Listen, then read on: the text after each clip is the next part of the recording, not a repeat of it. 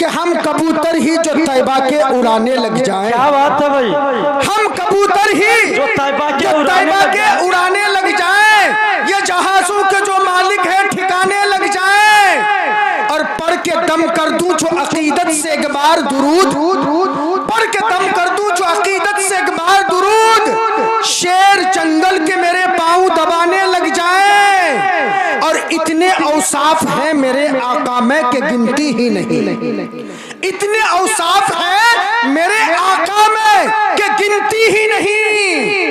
एक सिफत सोचने बैठूं तो जमाने लग जाएं। अब आपके बीच मैं एक ऐसे खतीब को बुलाने जा रहा हूं कि जिनकी खिताबत और निज़ामत किसी तारुफ का मोहताज नहीं, और जिसे दुनिया हजरतुल अल्लाम हजरत मौलाना मुफ्ती मारूफ राही साहब पुरनवी, मैं उनसे गुजारिश करूंगा कि कुर्सी खिताबत पर जलवा अफरोज होकर हम सामईन के कल्ब जिगर को महसूस फरमाए। मुफ्ती मारूफ राही साहब माइक पर।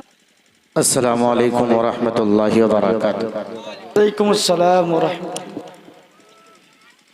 नहमदुहु व नस्तईनुहु व नस्तगफिरुहु व नु'मिनु बिही व नतवक्कलु अलैहि व नऊज़ु बिल्लाहि मिन शुरूरि अनफुसिना व मिन सय्यिआति अअमालिना। मन यहदिहिल्लाहु फला मुज़िल्ल लहु व मन युज़लिलहु फला हादिय लहु व नशहदु अन ला इलाहा इल्लल्लाहु वहदहु ला शरीका लहु व नशहदु अन्न सय्यिदना व सनदना हबीबना इमामना मुहम्मदन अब्दुहु व रसूलुहु सल्लल्लाहु तआला अलैहि वसल्लम। क़ाल अल्लाहु तबारक व तआला फ़िल क़ुरानिल मजीद वल फ़ुरक़ानिल हमीद। अऊज़ु बिल्लाहि मिनश शैतानिर रजीम। बिस्मिल्लाहिर रहमानिर रहीम। या अय्युहल्लज़ीना आमनू क़ू अनफुसकुम व अहलीकुम नारा। वक़ाल अन्नबिय्यु सल्लल्लाहु अलैहि वसल्लम कुल्लुकुम राइन व कुल्लुकुम मस्ऊलुन अन रइयतिही औ कमा क़ाल अलैहि सलातु वस्सलाम। अल्लाहुम्मा सल्लि अला मुहम्मद व अला आलि मुहम्मद कमा सल्लैता अला इब्राहीम व अला आलि इब्राहीम इन्नका हमीदुम मजीद। अल्लाहुम्मा सल्लि अला मुहम्मद व अला आलि मुहम्मद कमा सल्लैता अला इब्राहीम व अला आलि इब्राहीम इन्नका हमीदुम मजीद। अल्लाहुम्मा बारिक अला मुहम्मद व अला आलि मुहम्मद कमा बारकता अला इब्राहीम व अला आलि इब्राहीम इन्नका हमीदुम मजीद। सल्लल्लाहु अलैहि वसल्लम।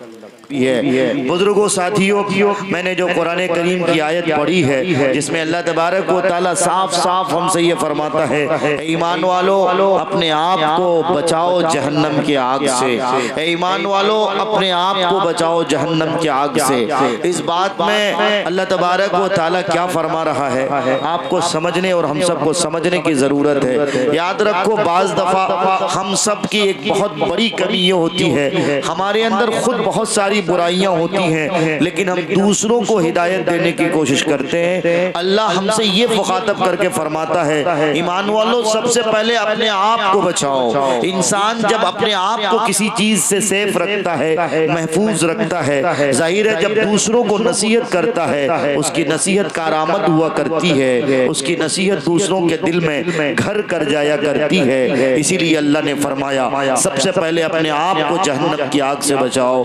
हमारे और आपके लिए ये सुनना बड़ा आसान हो चुका कि जहन्नम की आग से कैसे अपने आप को बचाएं, कैसे अपने आप को बचा सकते हैं। मिसाल के तौर पे मैं आपको बता दूं, कोई इंसान अगर ये कहे कि मैं कनकई नदी में डूबने से बच सकता हूं, कैसे नदी में डूबने से बच सकते हो? जब आप नदी के किनारे नहीं जाओगे या किनारे जाओगे भी तो नदी में नहीं जाओगे, या अगर नदी में जाओगे भी अगर आप तैरना नहीं जानते तो उतने बड़े पानी में नहीं जाओगे जितने बड़े पानी में जाने से कि आपकी सांसें बंद हो सकती हो। जाहिर है जब ही आप डूबने से बच सकते हो। ऐसे ही अल्लाह ने फरमाया कि तुम अपने आप को जहन्नम की आग से बचाओ। जहन्नम की आग से इंसान कैसे बच सकता है? किन किन बुराइयों को छोड़ने से इंसान अल्लाह के करीब होता है, इंसान जहन्नम की आग से महफूज होता है। बुजुर्गों साथियों, हमारे समाज में बहुत सारी बुराइयां हैं, हम में बहुत सारी बुराइयां हैं, हैं। जिस गांव में भी देखो जलसे होता है उस गांव में 2 कमेटी बन जाती है, उस गांव में तफरके होने लग जाते हैं। एक तो मैं कमेटी के लोगों से गुजारिश करता हूँ, खुदारा किसी एक शख्सियत के लिए आप जलसे न किया करो।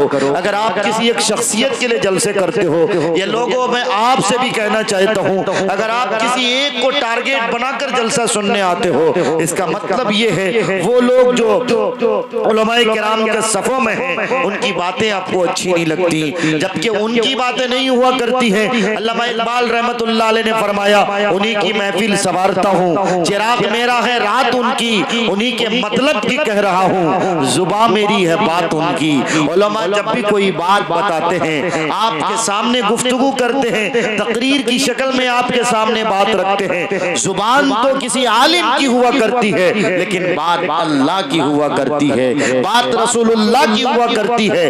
इसलिए अगर किसी इंसान के ज़हनो दिमाग में ये बात रच बस गई है, अगर कोई नौजवान ये समझता है कि मैं किसी चतुर्वेदी को सुनने के लिए आया हूँ, अगर कोई नौजवान ये समझता है मैं फला मुकर्रिर के लिए आया हूँ, याद रखो अगर लज्जते समाज के लिए, कान को अच्छा लगने के लिए, हमें अच्छा सुनने के लिए अगर कोई बात सुनी जाएगी, अल्लाह फरमाता है तुम्हारे कान में कल अल्लाह तबारक व तआला शीशे को पिघला के डालेगा। इसलिए मेरी गुजारिश आपसे ये है, आप जलसे में आया करो, चाहे किसी शायर को सुनो, चाहे किसी मुकर्रिर को सुनो, इस नीयत से सुनो कि मेरी जिंदगी में इनकलाब आएगा, मेरे समाज की तकदीर बदलेगी, मेरे सोसाइटी की तस्वीर बदलेगी। अगर ये दिल में तड़प है, अगर ये दिल में कुरहन है, तो सच्ची बात ये कि आप भी कामयाब, हम भी कामयाब। वरना याद रखो, मारूफ राही बबांगे दहल ये बात कहता है कि आज आपने चैनपुर में ये जलसा सजाया, यहाँ के लोगों ने मेहनत की, दिन रात एक किए, एक जलसा कराने में 2-3 बेटियों की शादियां कराने में जितनी तकलीफों का सामना करना पड़ता है, जिन तकलीफों मसाइब का सामना करना पड़ता है, जिन तकालीफ से 2-4 होना पड़ता है, उससे कहीं ज्यादा एक जलसे को सजाने में, एक जलसे के इनेकाद करने में तकलीफों का सामना करना पड़ता है।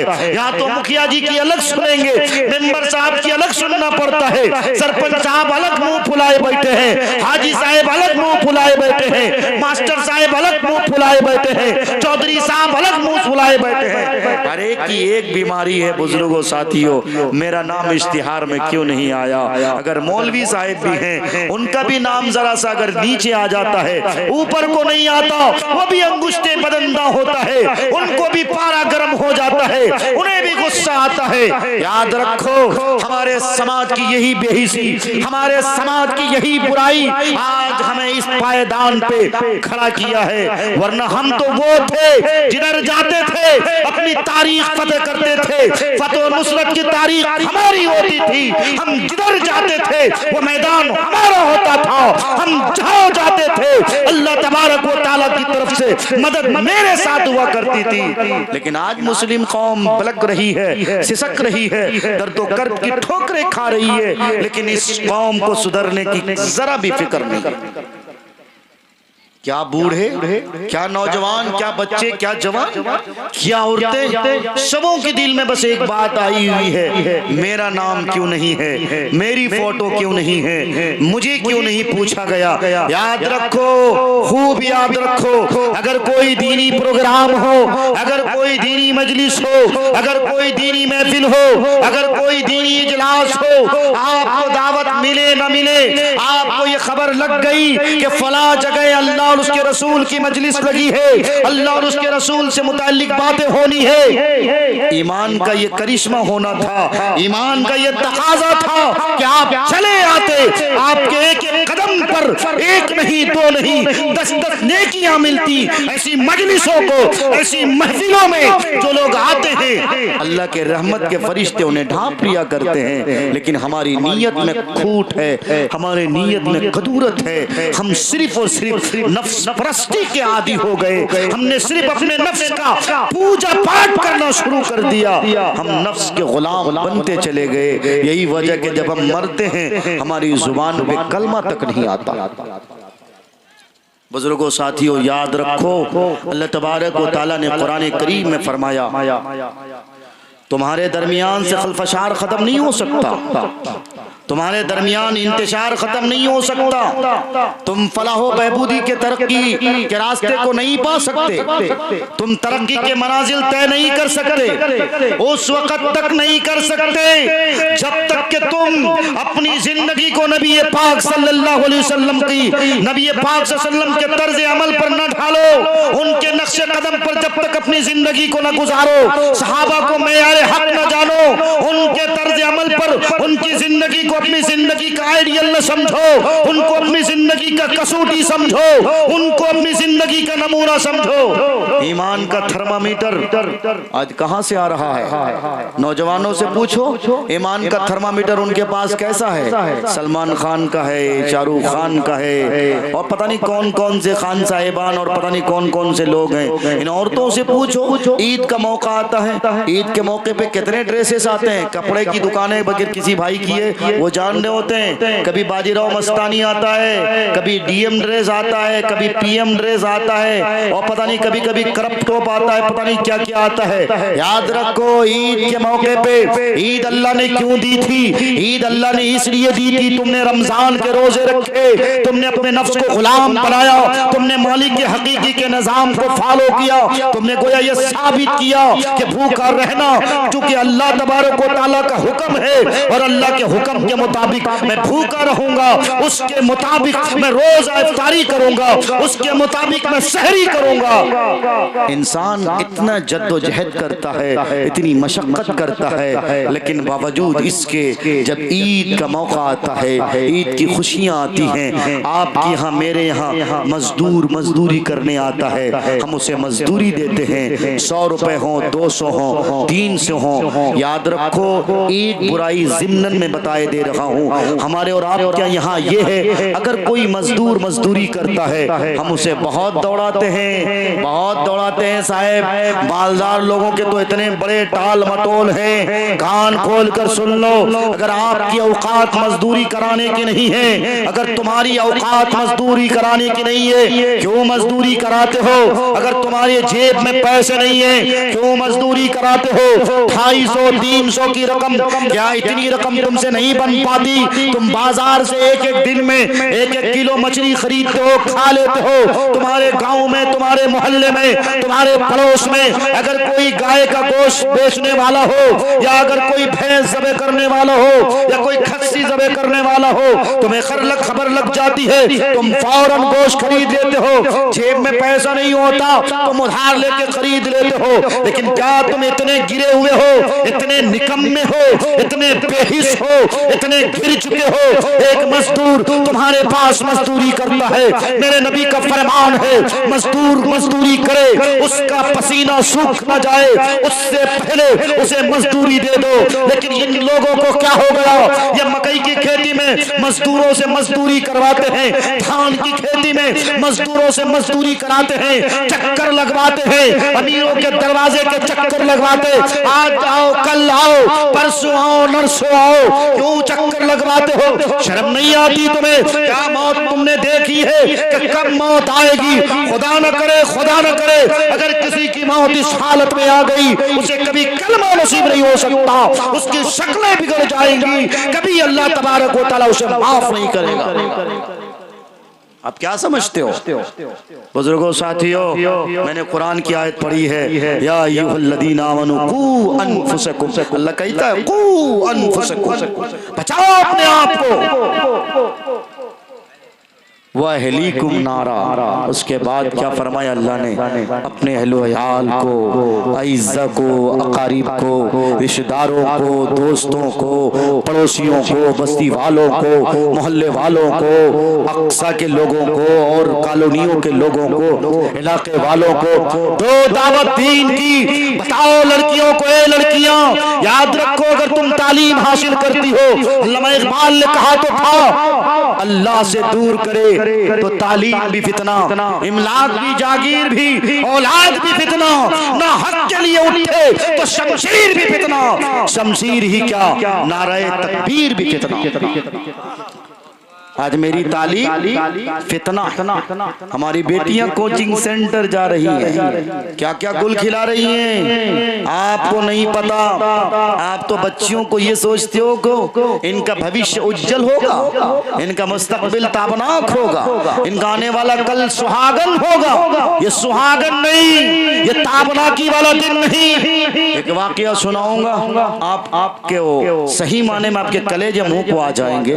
झारखंड गोड्डा जिला का वाकया है। एक मौलवी साहब है, उस मौलवी साहब की शादी हो जाती है। 1 साल तक उसकी बीवी उसकी पत्नी होती है।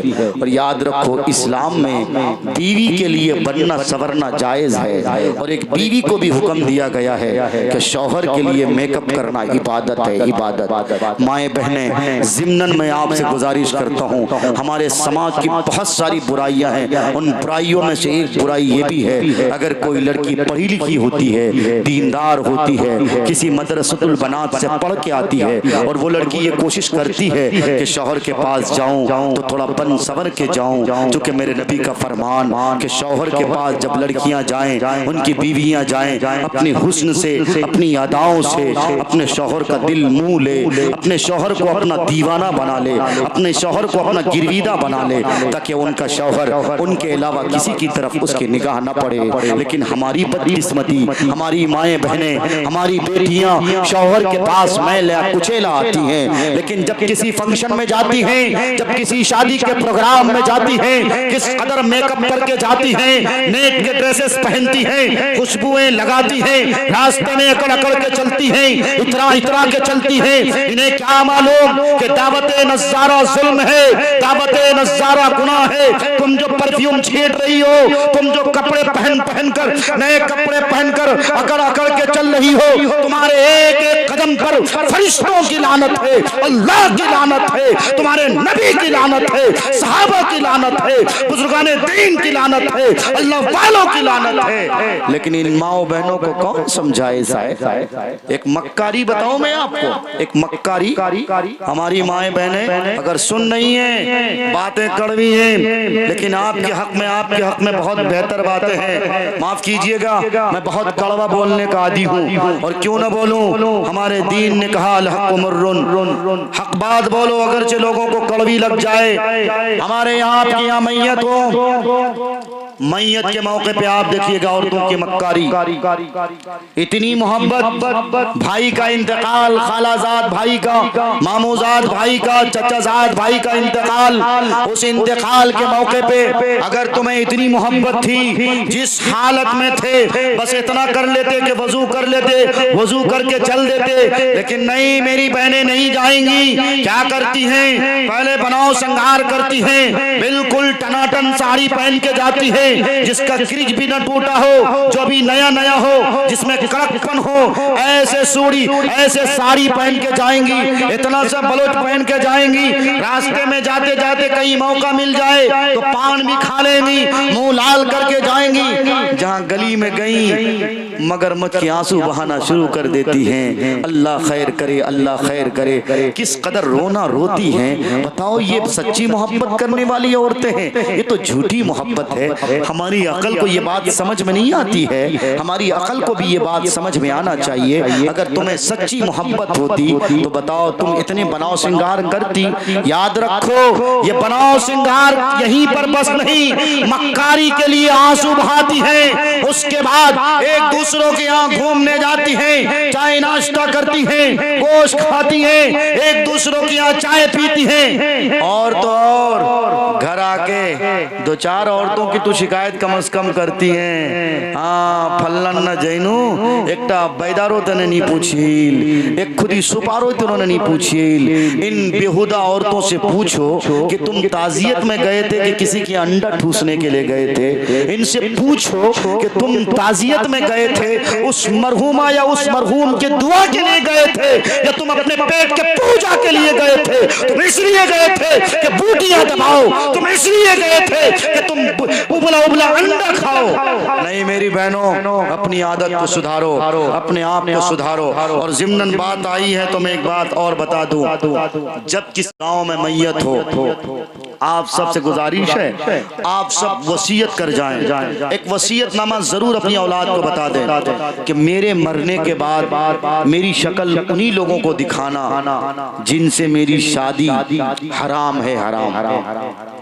जैसे मेरी माँ है, मेरी बहन है, या इसी तरह मेरी खाला है, फुप्पी है, यानी मुहर्रमात का जो रिश्ता है, उन्हीं लोगों को मेरी शक्ल दिखाएं। आप और मेरे यहाँ अभी आपके चैनपुर में आबिद साहब के नाम से एक अल्लाह वाले थे, जिनका निधन हुआ, जिनका इंतकाल हुआ, जो इस दारे फानी को अलविदा कह गए। नाम आबिद, खाम आबिद वाला था, अल्लाह वाली शख्सियत थी, लेकिन बताओ अल्लाह वाले को भी हमारी माए बहनें गुनहगार बना देती है। आप कहोगे कैसे? वो मर जाते हैं, उनकी शक्ल कितनी नामहरम औरतें आके देखती हैं, खुद भी गुनहगार होती हैं, मरहूम को भी गुनहगार बनाती हैं। इस सिस्टम को खत्म करो।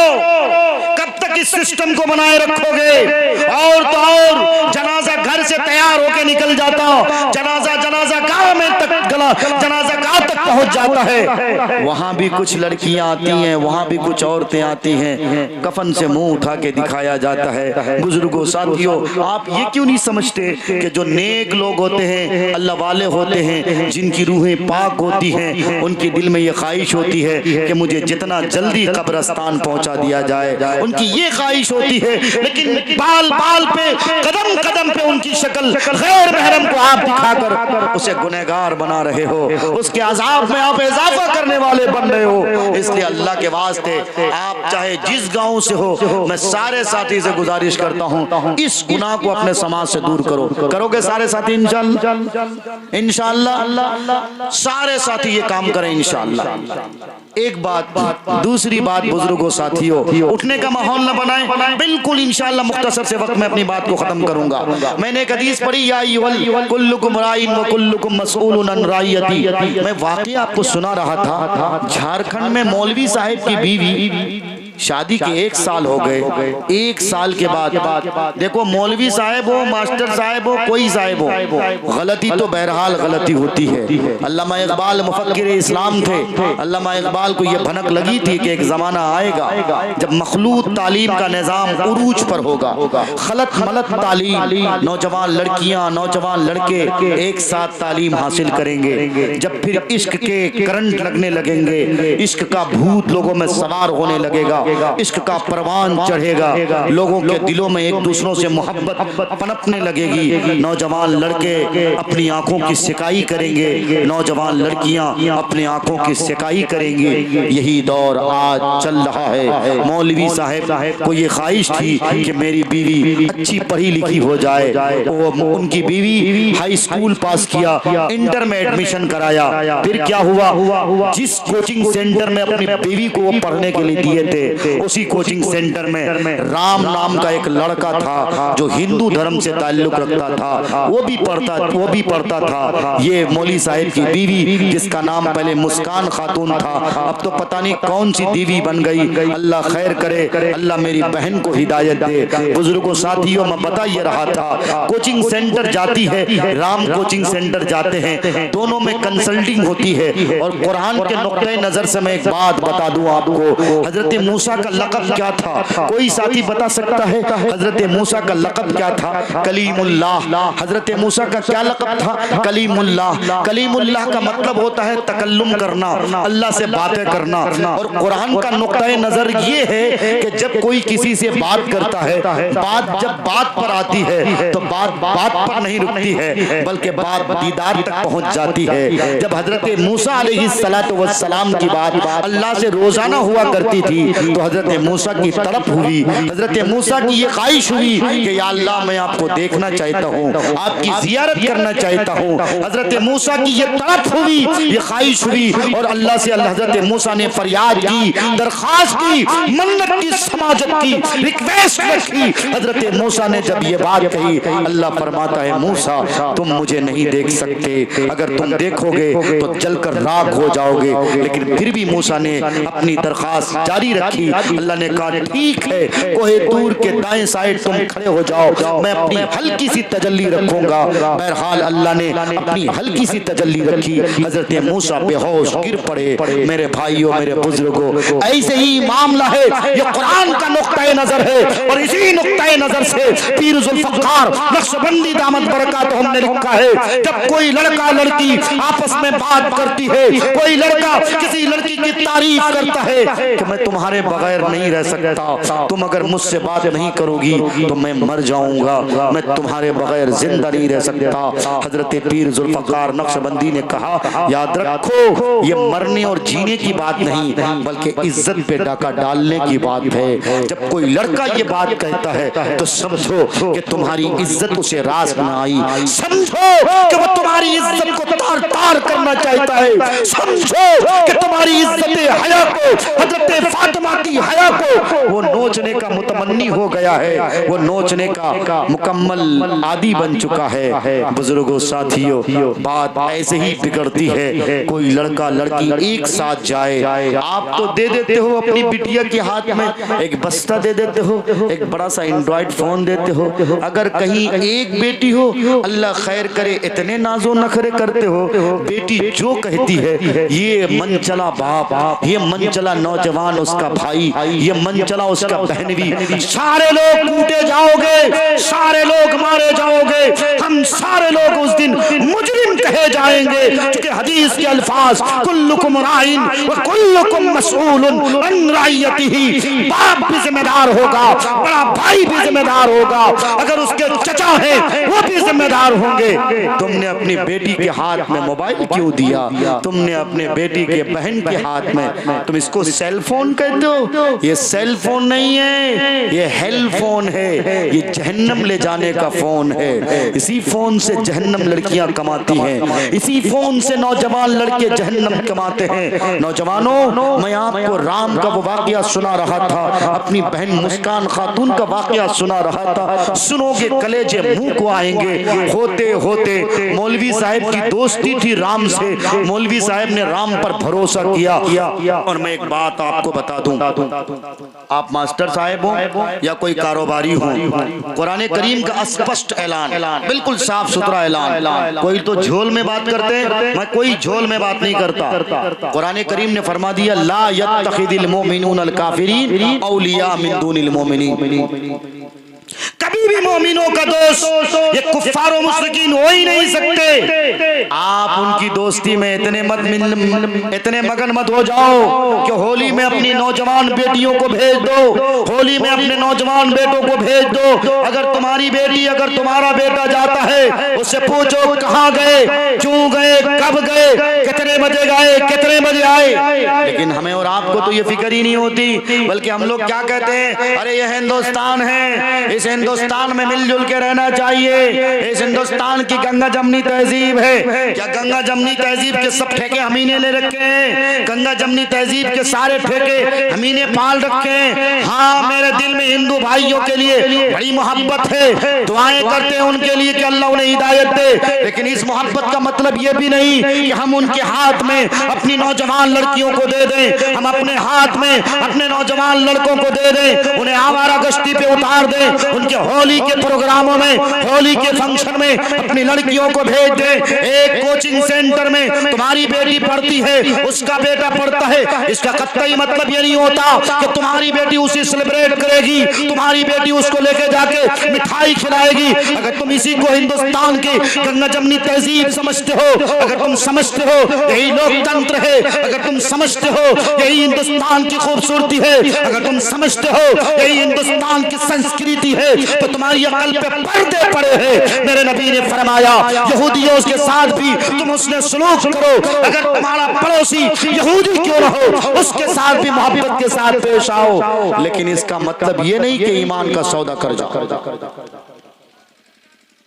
हमारे मौली साहब भाई जो गुड्डा के भाई थे, उन्हें पता ही नहीं चला कि अगर हम मुस्कान जो मेरी बीवी है, मेरी पत्नी है, शरीक हयात है, राम के साथ उसको दे देंगे तो पता नहीं राम कोई गुल खिलाएगा। और ये फितरत है साहब। आप क्या समझते हो भाई, बुजुर्गों क्या समझते हो? आप अपनी नौजवान लड़कियों को अपने सन बेटा के भरोसे दे देते हो, अपने चचाजाद, तुम्हारा जो चचेरा, तुम्हारा जो भतीजा है, भंगना है, और तुम्हारी जो बहन का बेटा है, और कितने कितने रिश्ते हैं, तुम इनके भरोसे में दे देते हो। क्या समझते हो ये चैनपुर से किशनगंज सेफ जाती है? बिल्कुल नहीं, ये आपकी हिमाकत है। याद रखो, कुरान करीम ने साफ साफ फरमा दिया, और हदीस का तर्जमा करके मैं बताता हूँ। एक मर्द एक औरत जब अकेले होते हैं, शैतान इसके बीच पेट्रोल डालने का काम करता है। और हमारे समाज में अल्लाह खैर करे, अल्लाह खैर करे, जब शादी हो जाती है, बहनवी का रिश्ता साली पर आधा, ये जुमला बोला जाता है। पहली रात जब बहनवी सो के उठता है, बिस्तर झड़ाई के लिए 10,000 रखे जाते हैं। क्या बंद कमरे में उसका बहनवी उसकी साली रहे और कोई गुनाह उससे सरजद न हो? क्या ये कोई फरिश्ता है? क्या इसके साथ ख्वाहिशात नहीं है? अरे सहाबा से गलतियां हुई हैं, उनसे लफ्जिश हुई है, जाए कि अल्लाह ने उनकी हिफाजत की हो। लेकिन क्या आपका ईमान इतना मजबूत है? इतना मजबूत आपका ईमान है? बुजुर्गों, हम अपने समाज को बहुत गंदा बना रहे हैं, और हमने खुद अपने हाथों से इस समाज को कुचला। बताओ ये हर घर का मामला है कि नहीं? ए मेरी बेटियों, अगर तुम्हारा शौहर सऊदी रहता है, अगर तुम्हारा शौहर दुबई रहता है, कतर रहता है, मस्कत रहता है, या और कोई गल्फ कंट्री में रहता है, या लुधियाना या पंजाब, अमृतसर, दिल्ली या गुजरात या मुंबई में रहता है, तो इसका मतलब ये नहीं कि देवर के साथ पूर्णिया जाओ, देवर की गाड़ी में बैठ के उसके कमर को पकड़ के तुम किशनगंज जाओ, होटल में चाय नाश्ता करो, समोसा खाओ।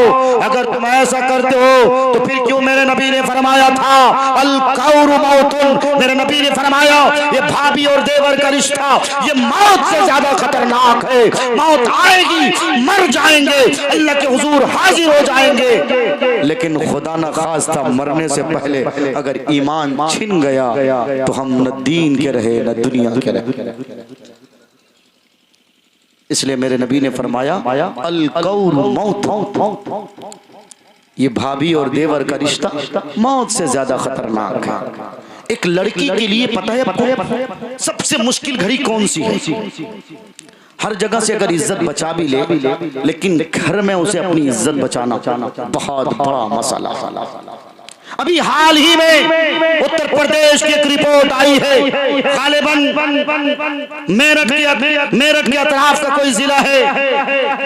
हमारे एक आरएसएस के ऑफिस में काम करते हैं, वो हमें चोरी छुप के बहुत सारी किताबें भेजते हैं। उन्होंने एक वीडियो हमें भेजी, एक बाप जिसकी उम्र 65 साल की हो गई, उसने अपने 22 साल लड़की से एक बार नहीं, 2 बार नहीं, 7 बार हम बिस्तरी किया।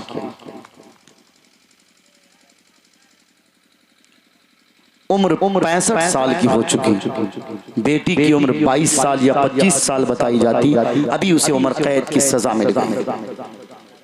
जिम्मेदार कौन? हम आप, ये समाज। सब कूटे जाओगे, सब मारे जाओगे, ये जलसे काम नहीं आएंगे, ये जुलूस काम नहीं आएंगे, ये सोसाइटी काम नहीं आएगी। बुजुर्गों, साथियों, ऐसे ही मुसलमानों को थपेड़ा नहीं जा रहा, ऐसे ही मुसलमानों को मूली गाजर की तरह नहीं काटा जा रहा। देखो एक फुटबॉल का मैच, फीफा वर्ल्ड कप पूरी दुनिया में चर्चे में है। हिंदुस्तान की तो नींद ही आराम हो गई। लेकिन मैं बताऊं, सलाम करो कतर को, जिन्होंने पूरी दुनिया को यह बताने की कोशिश की। लोगों, चे जाए कि मेरे सामने तलवार हो, बम बारूद हो और बम बारूद के बौछार हो, लेकिन हम ईमान वाले हैं, हम ईमान वाले ईमान का सौदा नहीं करते। और कतर ने ये पूरी दुनिया को पैगाम दिया, फीफा वर्ल्ड कप मेरे मुल्क में हो रहा, मेरी आबादी 30 लाख की आबादी, मुझे तुम मुट्ठी भर मुल्क कहते हो, लेकिन याद रखो कुरान करीम ने कहा है अगर कुरान करीम की बात गलत हो सकती तो मेरा जिंदा रहना बेकार। कुरान ने कहा कम मिन फियतिन कलीलतिन गलबत फियतन कसीरतन बिइज़्निल्लाह, मुट्ठी भर लोग हो, मुख्तसर हो, थोड़े लोग हो, लेकिन ईमान मजबूत हो, ईमान चट्टान की तरह हो। वो थोड़े लोग बहुत भारी भरकम तादाद पर, बहुत कसीर तादाद पर वो सबकत मारते हैं, बाजी मारते हैं। आज कतर का नाम कौन नहीं लेता फीफा वर्ल्ड कप के लिए? हर कोई लेता है। कतर में पाबंदी है, कोई अगर दर्शक आता है मैच देखने के लिए, आप स्कर्ट नहीं पहन सकती। अगर कोई खवातीन आती है, गर्लफ्रेंड बॉयफ्रेंड आपस में नहीं आ सकते, आएंगे भी दूरियां होंगी, महिला कुर्सियां अलग होंगी, खवातीन के लिए अलग इंतजाम है, मर्दों के लिए अलग इंतजाम है। बताओ, एक दुनिया का गेम हो रहा, खेल हो रहा, वहां अलग इंतजाम, लेकिन हमारा जलसा इस्लाही मुआशरा के नाम से खुद इस जलसे की इस्लाह होनी चाहिए। इस जलसे में मौलवी तकरीर करता, मुफ्ती तकरीर करता, ये हजरत हसन के गुलाम हैं, ये नाते रसूल पढ़ते हैं, लेकिन इन औरतों को देखो, इन कमेटी के भाइयों से भी मैं कहना चाहता हूँ, आइंदा जब भी कोई जलसा करो या आप सब कहीं भी जलसा करो, खुदा के वास्ते मैं हाथ जोड़ के कहता हूँ, आप जलसों में, जलसे गाहों में या जलसे गाह से कम 1 किलोमीटर दूर तक कम से कम चूड़ी, झुमका या मेकअप या खिलौने की दुकानें मत लगाने दिया करो। ये जलसा है साहब, ये कोई मेला है क्या? ये कोई ठेला है? यही चूड़ी झुमके की दुकानें, यही खिलौने की दुकानें हमारे जलसे के वकार को मजरूह कर दिया। कारी सिद्दीक साहब, अल्लाह आपकी कब्र को नूर से मुनव्वर फरमावे, आपने कभी कहा था एक दौर ऐसा आएगा जब जलसे मेले ठेले बन जाएंगे। आज हमारे सुरजापुरी हल्के का जलसा ऐसे ही नजर आता है।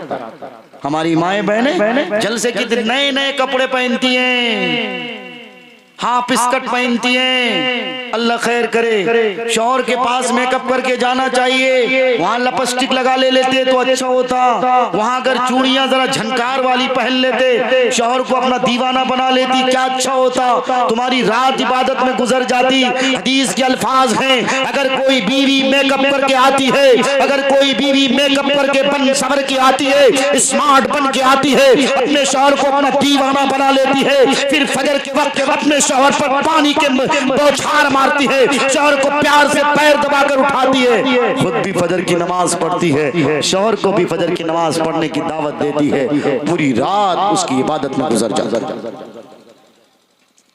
लेकिन कहाँ किसी को मालूम, ये जलसे में आएंगी तो मेकअप करेंगी, लेकिन मियाँ के पास जाएंगी बिल्कुल मैली कुचैली, 4 दिन से जो साड़ी नहीं धो के रखी होंगी वही साड़ी पहन के चली जाएंगी। एक मैं आपको बताऊं, हदीस के अल्फाज शायद आपको लगेगा कि मजे की बात हो रही है। हदीस के अल्फाज हैं, ऐसी औरत जो शौहर से हम बिस्तरी करने को जाए, शौहर के पास सोने को जाए, अगर वो मैले कुचैले कपड़े पहन के जाए, बदबूदार कपड़े पहन के जाए, ऐसी औरत पर अल्लाह तबारक व तआला, अल्लाह के फरिश्ते, सारे फरिश्तों की तरफ से और अल्लाह की तरफ से पूरी रात अल्लाह का गजब उस पर उतरता है, अल्लाह की तरफ से फिटकार आती है, अल्लाह की तरफ से बद्दुआएं आती हैं। रिश्ते कैसे खराब होते हैं?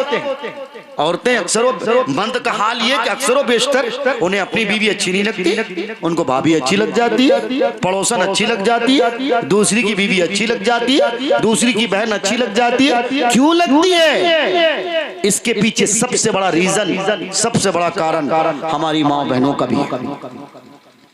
जिनके लिए सवरना इबादत, जिनके लिए सवरना सवाब, उनके लिए तो ये सवरती नहीं, गैरों के लिए सवरती हैं। बैरकैफ में दूर चला गया। बुजुर्गों साथियों, मैं बता ये रहा था, झारखंड की वो मेरी बहन जो कल तक इस्लाम की बेटी थी, हजरत फातिमा की कनीजा थी, लेकिन वो मेरी बहन मुस्कान खातून, आपको शायद जानकर हैरानी होगी, इंटर का एग्जाम होता है, मौलवी साहब की भी गलती देखो, मौलवी साहब की गलत फहमी देखो, इनकी अकल पे भी पर्दे पड़ गए इस मौलवी साहब के भी। इस मौलवी साहब ने अपने वो राम नाम का जो दोस्त था, इस राम नाम के दोस्त को, अपनी बीवी को कहा कि तुम इनके साथ चले जाओ, ये मेरे दोस्त हैं, इंटर का परीक्षा दे के आओ, इंटर का एग्जाम दे के आओ। ये एग्जाम क्या देगी, अपनी जिंदगी का हाथ धो लिया, अपनी जिंदगी का एग्जाम दे के बैठ गए।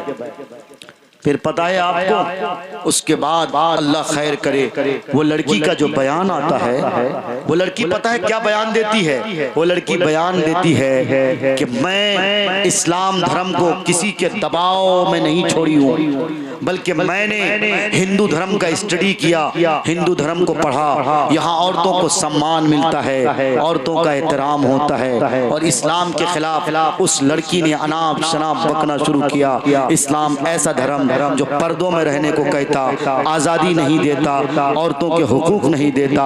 अरे मुस्कान खातून, अगर तुम्हें इस्लाम से जाना ही था, अगर तुम्हें हिंदू धर्म अपनाना ही था, मैंने तो कभी किसी पे जबर नहीं किया। मेरा इस्लाम, मेरी शरीयत, मेरा धर्म मुझे इस बात की तालीम देता है, जिसको जो मजहब चाहे अपनाए, किसी को कोई जोर जबरदस्ती नहीं। आप मुसलमान नहीं हो, आप पे कोई जोर जबरदस्ती नहीं। आप और हम पूरी दुनिया मिलकर अगर ये चाहे कि हम सारे लोग गैरों के धर्म को अपना लें, लेकिन अल्लाह का जो कलमा है, कोई अल्लाह का बंदा होगा जो अल्लाह के कलमे को बुलंद करेगा। जब मेरे नबी पाक सल्लल्लाहु अलैहि वसल्लम मक्कतुल मुकर्रमा से दावत देते थे, आप फरमाते थे, लोगों अल्लाह की रस्सी को थामो, लोगों अल्लाह के मुताबिक जिंदगी गुजारो, अपनी जिंदगी को पहचानो, मालिक की हकीकी कौन है, तुम्हारा गॉड कौन है, तुम्हारा लॉर्ड कौन है, तुम्हारा ईश्वर कौन है, तुम्हारा परमात्मा कौन है। लोगों को यही दावत दी गई थी, हजरत नूह अलैहिस्सलाम ने यही दावत दी थी, सारे नबियों की यही दावत थी, लेकिन लोगों ने आपकी बातें न मानी। लेकिन बताओ, क्या दीन मुस्तफा आज पूरी दुनिया में फैला हुआ कि नहीं फैला हुआ है? आपको एक जानकारी दे दूं कि हिंदुस्तान नहीं बल्कि पूरी दुनिया में इस वक्त मुसलमान दूसरे नंबर की आबादी है तनासुब के एतबार से। फीसद में अगर आप निकालेंगे 1.5 सिर्फ और सिर्फ हम बचे हुए हैं। नंबर 1 पे ईसाई हैं, नंबर 2 पे हम हैं। जिस दिन हमारे 1.5 वाली बात अगर आगे निकल जाएगी तो इंशाअल्लाह हम पहले नंबर की आबादी कहलाए जाने वाले इस्लामी धर्म को मानने वाले मुसलमान होंगे। लेकिन हमारी बदकिस्मती, अब तो मुसलमानों ने भी ऐसा काम करना शुरू कर दिया, हम दो हमारे दो। दिल्ली में भी कानून ही नहीं बना, अभी कानून पास होने की बात चल रही है कि औरतों से इंटरव्यू लिया जाता है, मर्दों से इंटरव्यू लिया जाता है। उससे पहले ही मर्द हजरात कह जाते हैं, अरे बच्चे तो दो ही अच्छे लगते हैं, हम दो हमारे दो। यही फंडा, यही मिशन यहूदियों ने दिया था, यहूदियों ने ये टारगेट दिया था। कहा था इजराइल की मीटिंग में कि हिंदुस्तान से अगर मुसलमानों को तबाह करना चाहते हो, सबसे पहले आबादी पे कंट्रोल करो। मुसलमान जंग आजादी से पहले उसकी आबादी, उसकी तादाद बहुत कम थी, 3 मुल्कों में तकसीम हुआ, लेकिन फिर भी इस वक्त हिंदुस्तान में मुसलमान 20% से भी ज्यादा हो गए। जजाए के वोटर लिस्ट में 20% या 19% बताए जाते, लेकिन सच्ची बात यह है कि अगर घर घर की गिनती की जाए, दर दर की गिनती की जाए, बस्ती बस्ती की गिनती की जाए, तो मेरा ख्याल क्या, मेरे जैसे कई राइटर और कई जैसे बड़े लोग जो मुसन्निफ हैं, वक्त के बहुत बड़े कलमकार हैं, बहुत बड़े मौर्रिख हैं, उनका कहना कि इस वक्त मुसलमान हिंदुस्तान में 25 से 30 की आबादी के तकरीबन। लेकिन बुजुर्गों साथियों, अब हमने भी योगी आदित्यनाथ का जो कानून था, हम दो हमारे दो, हमारे इलाके में तो कोई कानून नहीं बना है, लेकिन हमारे यहाँ भी मास्टर साहब जबरदस्ती बीवी का ऑपरेशन कराते हैं। औरतें भी थोड़ी मक्कारी करने लग जाती हैं, अरे हम दर्द नहीं सह पाएंगे, शर्म नहीं आती। पहले की औरतें क्या खाती थी, 1 नहीं 2 नहीं 7-7 बच्चे की माँ होती थी, 10-10 बच्चे की माँ होती थी, उसके बाद भी वो काम काज करती थी। आज तुम मसाला भी पीसती हो, सिलबट्टा में नहीं पीसती हो, तुम्हारे लिए मशीन आ गई, आज तुम कपड़े भी धोती हो। अब कपड़े तुम्हें धोबी के पास देने पड़ते हैं, या तो तुम्हारे घर में वॉशिंग मशीन आ गई है, अब तुम्हें कोई काम हाथ से करना नहीं पड़ता है। कुछ दिनों के बाद तो ऐसा रहेगा, ऐसा लगेगा। अभी अमेरिका में ये बात हो गई है, लोग हगने जाएंगे, मशीन पे बैठेंगे, बाथरूम जाएंगे, उसे छूचने, जिसको हम लोग कहते हैं ना भाई पाक होना, यानी इस्तिंजा करने की भी जरूरत नहीं पड़ेगी, मशीन के जरिए खुद वो पाक हो जाएगा। इतनी जदीद टेक्नोलॉजी आ रही है, हिंदुस्तान नहीं आई है, अमेरिका तक ये टेक्नोलॉजी फैल गई है। पता है इससे क्या होगा? इंसान दिन ब दिन कमजोर होता चला जाएगा। हमारे नसों को कहीं से हरारत नहीं मिल रही, कहीं से नहीं मिल रही। पहले 2 कुंटल के बोरे होते थे कि नहीं होते थे? बूढ़े हजरात बताएंगे, 1.5 कुंटल 2-2 कुंटल के बोरे होते थे। अब तो 50 केजी से ज्यादा बोरा नजर ही नहीं आता। बहुत मुश्किल से 1-8 कुंटल के बोरे कहीं कहीं नजर आ जाते, क्योंकि अब हमारा जिस्म बहुत कमजोर हो चुका, हम बहुत वीक हो चुके। इसकी 2 वजह बताई गई है, पीर जुल्फकार नक्शबंदी ने इसमें 2 वजह बताई गई है। एक वजह तो ये कि हमारा खान पान बहुत गलत हो चुका। दूसरी वजह ये बताई गई है, लड़के लड़कियां वक्त से पहले बालिग हो जाते हैं। आप इसको संजीदगी से सुनें, लड़के लड़कियां वक्त से पहले बालिग हो जाते हैं। आजकल आप देखेंगे 10 साल 11 साल की लड़कियां, 10 साल 11 साल के लड़के, आपको पता है कौन कौन से गुनाह कर रहे हैं? माफ कीजिएगा अगर मैं बोलूं तो हमारे नौजवान लड़के हमारे बेटे की तरह जो है ये कहेंगे कि मुफ्ती साहब क्या हम लोगों का पोस्टमार्टम करने आए हैं? बेटो मैं तुम्हें तुम्हारा पोस्टमार्टम नहीं बल्कि तुम्हें आईना दिखाने आया हूँ। तुम सिर्फ 8 साल 9 साल 10 साल की उम्र को पहुंचते हो, इस मोबाइल ने तुम्हें बंदर बना दिया, इस मोबाइल ने तुम्हें गंदा कर दिया, इस मोबाइल ने तुम्हें आवारा कर दिया, इस मोबाइल के जरिए तुम इतना नंगा हो जाते हो कि रात की तन्हाइयां होती हैं, तुम होते हो, तुम्हारा मोबाइल होता है। रजाई के अंदर क्या गुल खिलाते हो, क्या गंदी फिल्में देखते हो, क्या गंदी फोटो देखते हो, लड़कियों से चैटिंग करते हो, लड़कियों से वीडियो कॉलिंग पे क्या क्या बातें होती हैं, आए दिन वीडियो वायरल होती हैं, कहने की जरूरत नहीं। नौजवानों सुधरो, बच्चों सुधरो, तुम वक्त से पहले बालिग हो जाते हो, इसीलिए अब तुम्हारी उम्र 60 साल को नहीं जा पाती, 15 साल 20 साल की उम्र हो जाती है, तुम्हारे एड़ियों में दर्द शुरू हो जाते, तुम्हारे पेट में दर्द शुरू हो जाते, तुम्हारे सीनों में दर्द शुरू हो जाते, तुम्हारे बाजुओं में दर्द शुरू हो जाते। तुमने कभी सोचने की कोशिश की? आपको शायद न मालूम हो कि जब एक लड़का लड़की शादी करने के बाद, मैं पॉइंट की बात बता रहा हूँ, पीर जुल्फकार नक्शबंदी दामद बरकतहू आलिया एक बहुत बड़ी शख्सियत का नाम है। मैं आपको कहता हूँ आप उनकी तकरीर सुना करो, आप यूट्यूब पे डाला करो पीर जुल्फकार नक्शबंदी, बहुत कीमती बातें, बहुत बड़े वक्त के वो साइंटिस्ट भी हैं, उनकी बात मैं नकल कर रहा हूँ। उन्होंने कहा कि नौजवान लड़के, छोटे छोटे बच्चे, छोटी छोटी बच्चियां, ये जब सोती हैं, ये जब सोते हैं, रात में देखा करो कि इनके पास बड़ा सा फोन तो नहीं है, अगर बड़ा सा मोबाइल है, प्यार से कहो कि बेटा रात अल्लाह ने सोने के लिए बनाई है, रात प्यार से सो जाया करो मेरा नन्हा, मेरा पुत्र, मेरा लाडला। जब तुम सुबह उठा करोगे, तुम सुबह सुबह हरी हरी चीजें देखा करोगे, तुम्हारी आंखों की रोशनी बढ़ेगी, तुम्हारा दिल गुर्दा मजबूत होगा, तुम्हारी बाजुओं की ताकत आएगी। लेकिन ये मुस्लिम लड़के 2 बजे के बाद इन्हें नींद आती है, फिर उसके बाद 9 बजे 10 बजे तक इसकी नींद पूरी की पूरी हो जाती है। बताओ नौजवानों,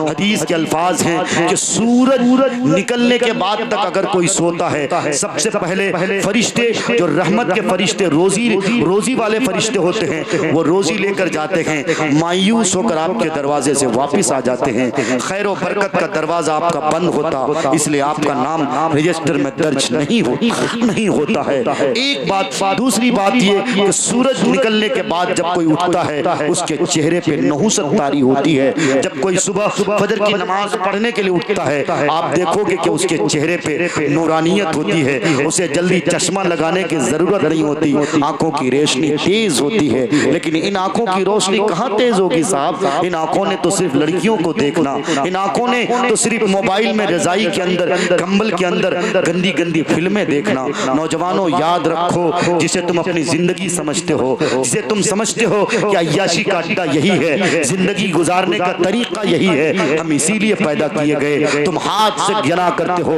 तुम हाथ से जना करते हो, तुम हाथ से गुनाह करते हो, तुम गलत चीज देखते हो, ख्वाहिशात अंगड़ाइयां लेती हैं, उसके बाद तुम हाथ से गलत करते हो। पीर जुल्फकार नक्शबंदी ने लिखा है कि इस वक्त सेक्सुअल में सबसे ज्यादा सबसे बड़ी बुराई जो पाई गई है वो ये है कि लड़कियां और लड़के हैंड प्रैक्टिस करते हैं, यानी हाथ से अपना गुनाह करते हैं। उन्होंने कहा कि 75% और उन्होंने एक नुक्ते की बात लिखी है, हाथ से जब कोई लड़का या लड़की गुनाह करते हैं या करती है, इससे पता है नसें उसकी ढीली हो जाती है। यही वजह कि अब के लड़के जो शादी कर रहे होते हैं 25 साल के बाद चूंकि उसकी नस कमजोर हो गई होती है, इसलिए वो लड़कियों की ख्वाहिश पूरी नहीं कर पाता। हमें और आपको तो कोई जाहिरी बात समझ में नहीं आती कि इन दोनों के बीच झगड़े क्यों होते, जबकि आपने जहेज भी अच्छे खासे दे रखे, सारी चीजें ठीक ठाक चल रही होती हैं। लेकिन एक लड़की की ख्वाहिश की जो असल उम्र होती है वो 25 साल के बाद होती है। 3-4 बच्चियों की जब माँ हो जाती है उस वक्त उसकी ख्वाहिश जवान होती है, और उस वक्त ये 25 साल लड़का बूढ़ा हो जाता है, क्योंकि इसकी नस्ल इसकी नस पूरी ढीली हो जाया करती है। तब तलाक के नौबत आते हैं, तलाक के केस आते हैं, लड़कियों की ख्वाहिश पूरी नहीं हो पाती, या तो तलाक की नौबत आती है या तो फिर उस लड़की की कंसल्टिंग किसी से होती है, वो किसी से अफेयर में होती है। अभी हाल ही में मालेगांव में एक जलसा हुआ था, उस जलसे में यही उन्वान दिया गया था, ये हमारी बेटियां हमारी बहनें क्यों भाग रही हैं, क्यों गैरों के साथ जा रही हैं। उसमें बहुत सारी वजह सामने आई थी। कुछ वजह ये भी आ गई थी कि हमारे यहाँ तिलक का जहेज का रस्म बिल्कुल सर चढ़ के बोलता है। जहेज एक ऐसी लानत है जिस लानत के जन्म लेने से गरीब लड़कियों की शादियां नहीं हो पाती। इस जहेज की लानत को और इस दुकान को बंद करना चाहिए।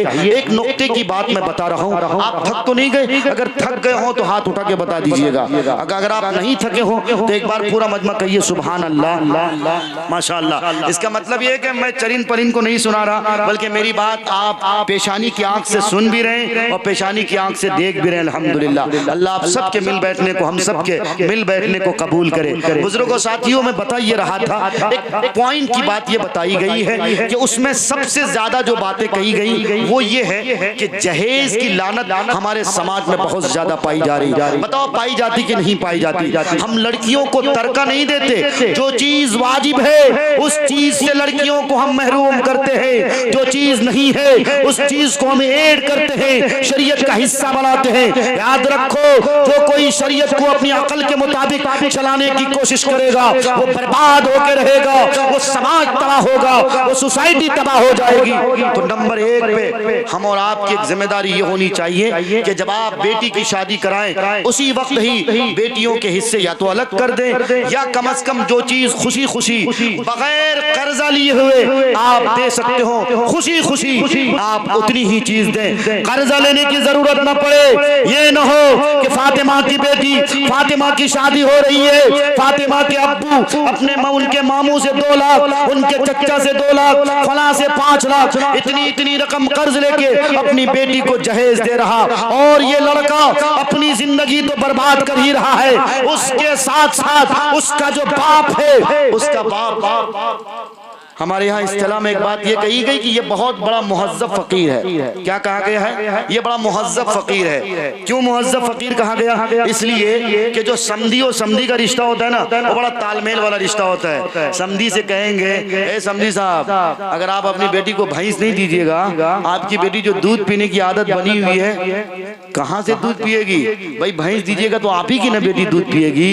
ए समधी साहब, बॉक्स वाला पलंग का जमाना चल रहा है, क्या सब पुराना जमाने का पलंग दे रहे हैं? बॉक्स वाला पलंग दीजिए। अगर बॉक्स वाला पलंग दीजिएगा हम सोएंगे, आपकी बेटी न सोएगी। समधी साहब से बिल्कुल खुशामद करते करते हर चीज मनवा लेते हैं। ये उल्लू के पट्टे को, ये बाबा जी के ठुल्लू को क्या मिलेगा? इसने दूसरों की जिंदगी आबाद करी, अपनी जिंदगी पे कुल्हाड़ी मारा है। इसलिए अगर आप किसी नौजवान बेटे के बाप हो, अपने दिल में अहद करो, अपने बेटे की शादी खुददारी के साथ कराएंगे। अपने समधी से कहेंगे मेरी कोई ख्वाहिश नहीं, बस आपकी बेटी नेक दुख्तर है, आपकी बेटी नेक है, पाक पवित्र है, हजरत फातिमा की कनीजा है, आप अपनी बेटी को दे रहे हैं, यही मेरे लिए बड़ी बात है। तो एक चीज जहेज की लानत, दूसरी चीज उसमें ये बताई गई है कि हमारे यहाँ लड़कों का हाल ये है, वो खुद तो कितने भी गुनहगार हों, लेकिन लड़की बिल्कुल चौधरी की चांद चाहिए, बिल्कुल पाक पवित्र चाहिए, किसी लड़के ने उसकी तरफ देखा ना हो, खुद उसके साथ 4-4 5-5 गर्लफ्रेंड पाले हुए वो, लेकिन लड़की कैसी चाहिए, कहीं से कोई नुक्स नहीं, आंखें ऐसी बड़ी बड़ी धुएं वाली होनी चाहिए, पेशानी उभरी हुई होनी चाहिए, होंठ पतले पतले चाहिए, लड़कियां बिल्कुल साइज की अच्छी हो। क्या मतलब है जी, ये काला कलौटा रामदास खुद को है, लेकिन लड़की कैसी ढूंढ रहा है, अल्लाह खैर करे। एक चीज तो ये है, एक चीज तो ये है कि हमारे यहाँ जो रिश्ते का इंतखाब होता है, रिश्ते का इंतखाब बहुत ही गलत होता है। इसके लिए भी तलाक के केसेस आते हैं। मैं मुफ्ती हूँ, इसलिए मैं ये बातें हमने भी महसूस किया है। 2 महीना 3 महीना मैं भी दारुल क़ज़ा में खिदमत किया हूँ, मैं भी अपना तजर्बा आपको मैं अपना शेयर कर रहा हूँ। हम लोगों ने देखा है कि तलाक के केसेस किन किन वजूहात के बुनियाद पे आते हैं। तो एक केस तो एक तलाक की वजह तो ये भी बनती है। इसलिए मैं आपसे गुजारिश करूंगा, अगर आपका बेटा शादी करने को बाकी है, अगर कोई लड़की पाक मिलती है, नेक मिलती है, चाहे वो काली क्यों न हो, चाहे उसकी एक आंख छोटी क्यों न हो, चाहे वो एक पैर से थोड़ा माजूर क्यों न हो, लेकिन उसे नेक होने के बुनियाद पर अपने बहू बना लो, अपने घर बुला लो, बेटी बनाकर जिंदगी गुजारो। इंशाअल्लाह तुम्हारी जिंदगी बेहतर गुजरेगी, तुम्हारे घर का माहौल जन्नत जैसा माहौल बन जाएगा इंशाअल्लाह। दूसरी और तीसरी बुराई जो बताई गई है, वो तीसरी बुराई बहुत अहम बुराई है, वो सास और बहू के बीच का रिश्ता है। ये बड़ा नाजुक रिश्ता है। इस रिश्ते के बुनियाद पे तो अक्सर बेशतर झगड़े खत्म होते, झगड़े होने शुरू हो जाते हैं। सास कभी भी अपनी बेटी को, कभी भी अपनी बहू को बेटी नहीं समझती। कुछ लोग उठने का माहौल बना रहे, इंशाअल्लाह मैं अपनी बात को इंशाअल्लाह 5 मिनट के अंदर खत्म करने चला हूं। अपनी बहू को वो बेटी नहीं समझती है। मैं आपको नुक्ते की बात बता रहा हूं, गौर से सुनिएगा। सास अपनी बहू को बेटी नहीं समझती है और बहू भी अपने सास को मां नहीं समझती है। कभी कभी दोनों तरफ से खराबियां आती हैं, कभी कभी एक तरफ से ठीक ठाक मामला रहता है, एक तरफ से खराबियां आती हैं। अल्लाह के वास्ते मैं आपसे हाथ जोड़ के कहना चाहता हूं, जोर से सुनो भाइयों बुजुर्गों, जब सास अपनी बहू को बेटी समझती है तो सच्ची बात यह है कि बहू चाहे कितनी टेढ़ी खीर क्यों ना हो, इंशाअल्लाह माँ उन्हें समझने लग जाती है।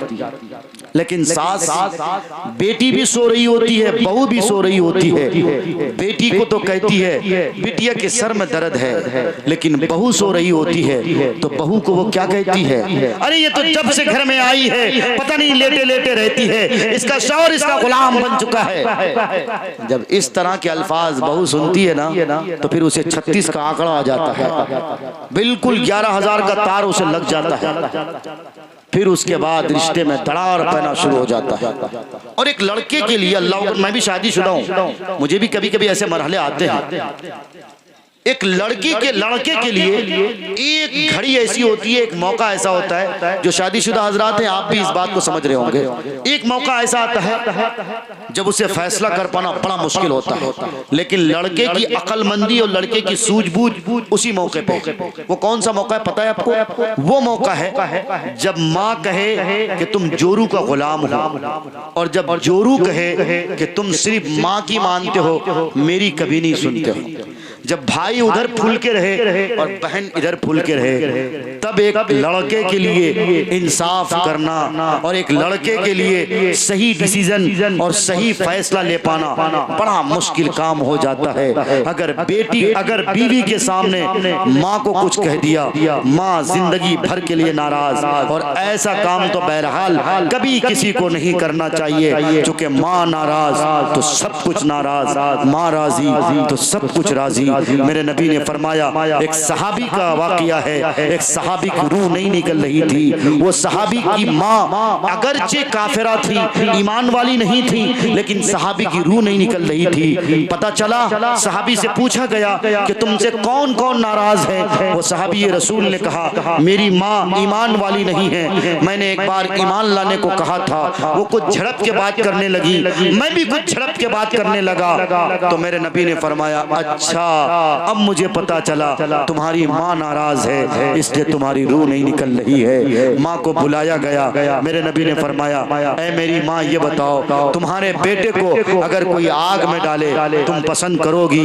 उस माँ ने कहा, कभी नहीं, अपने बेटे के लिए मैं आग पसंद नहीं करती हूँ। तो फिर मेरे नबी ने फरमाया, तुम अभी के अभी अपने बेटे को माफ करो। मेरे नबी ने फरमाया, तो उस औरत ने कहा, मैंने माफ कर दिया।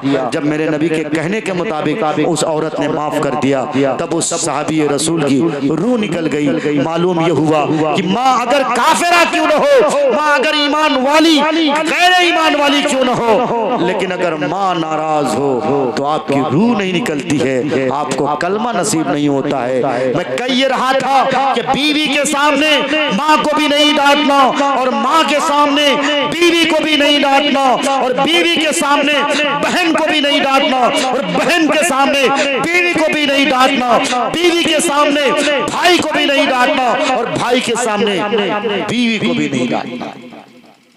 फिर करना क्या है? हजरत मौलाना मुफ्ती अतीक अहमद साहब कासमी, उत्तर प्रदेश, शोबा इफ्ता दारुल नदवतुल उलमा के सदर, वो कहते हैं फर्दन फर्दन सबको नसीहत करनी चाहिए, माँ को करनी चाहिए। माँ प्यार से रहिए ना, हम सारे लोग एक ही कुंबा के हैं, एक ही घराने के हैं। प्यार से जो बात कही जाती है भाइयों, वो बात बहुत असर रखती है। लेकिन जो बात गुस्से में कही जाती है, अव्वलन तो उसमें शैतान की शिरकत होती है, फिर लड़का गुस्से में आता है, माँ की तरफ देखता है, और माँ की तरफ देखते देखते कभी कभी तो वो तलाक तक के अल्फाज कह जाता है। मेरे नबी के फरमान के मुताबिक एक वाकया, आखिरी वाकया मैं सुनाता हूँ। आपको पता है इब्लीस सबसे ज्यादा खुश कब होता है? सबसे ज्यादा खुश आप कहेंगे रोजादार का रोजा तोड़वा देने से, नमाजी के नमाज को रोक देने से, या कोई हज करने जा रहा हो उसको हज करके हज न करने जाने देने से नहीं। इब्लीस के सारे चेले चपाटे अपने अपने काम में लगे हुए हैं, सारे अपने काम काज में मसरूफ हैं, बिजी हैं। पूरी की पूरी टीम 24 घंटे में हिसाब देती है। हजरत मैं एक नमाजी साहब थे, एक तबलीगी जमात के साथी थे, वो जमात में जा रहे थे, एक लड़की आ रही थी, मैंने उससे आंख से ज़िना करवा दिया। हजरत एक साहब हज करने के लिए जा रहे थे, मैंने उसके दिल में ख्याल पैदा किया, अरे क्यों हज करोगे? अभी तो तुम्हारी बेटी की शादी नहीं हुई है, अभी तो तुम्हारे बेटे की शादी नहीं हुई है, अभी तो तुम्हारा घर पक्के का नहीं बना है, अभी तो तुमने पूर्णिया में जमीनें नहीं खरीदी, अभी तो तुमने किशनगंज में जमीन ही नहीं खरीदी। ऐसा करो, एक ट्रिप और रुक जाओ, मुखिया बन जाओगे, फिर योजनाएं आएंगी, फिर तुम्हें आओ पैसे मिलेंगे, फिर हज करने को चला जाना। शायद इब्लीस के सारे चेले चपाटे अपना हिसाब किताब देता है। इब्लीस कहता तुम सारे लोग बेकार हो, तुम लोगों ने कुछ नहीं किया। अरे एक नमाजी को नमाज से रुकवा दिया, क्या किया? एक हाजी साहब थे, उसको हज करने से रोक दिया, क्या किया? सारे गुरु घंटाल करने लगे, गुरुजी आपने क्या किया? हम सारे लोग इतने बड़े बड़े काम किए हैं और आप डांट रहे हैं, आपने क्या किया? आप तो बताइए आपने क्या किया? इब्लीस सारे शैतानों का सरदार, इब्लीस ने कहा पता है हमने क्या किया? दो मियाँ बीवी के दरमियान बड़ी मोहब्बत थी, बड़े प्यार से रहते थे, घर का माहौल जन्नत जैसा था, घर में इतनी मोहब्बत की बातें होती थी, मैंने दोनों मियाँ बीवी के दरमियान झगड़े पैदा करवा दिए, घर को मैंने लड़ा दिया। इब्लीस के चेले चपाटे हैरान हो गए, इतना छोटा सा काम झगड़े करा दिए, मैंने नमाजी को नमाज पढ़ने से रुकवाया, मैंने हज करने वाले को हज से रुकवाया, मैंने एक को ज़िना करने पर मजबूर किया। मेरा काम बड़ा काम नहीं, आपका इतना मामूली सा काम बड़ा काम कैसे हुआ? तब इब्लीस क्या कहता है, याद रखो, क्या तुमने नबी के फरमान को नहीं पढ़ा? नबी का फरमान तो है, इस धरती में जब कोई मर्द तलाक का लफ्ज बोलता है, अपनी औरत को कहता है तलाक तलाक तलाक, अल्लाह का अर्श हिल जाता है।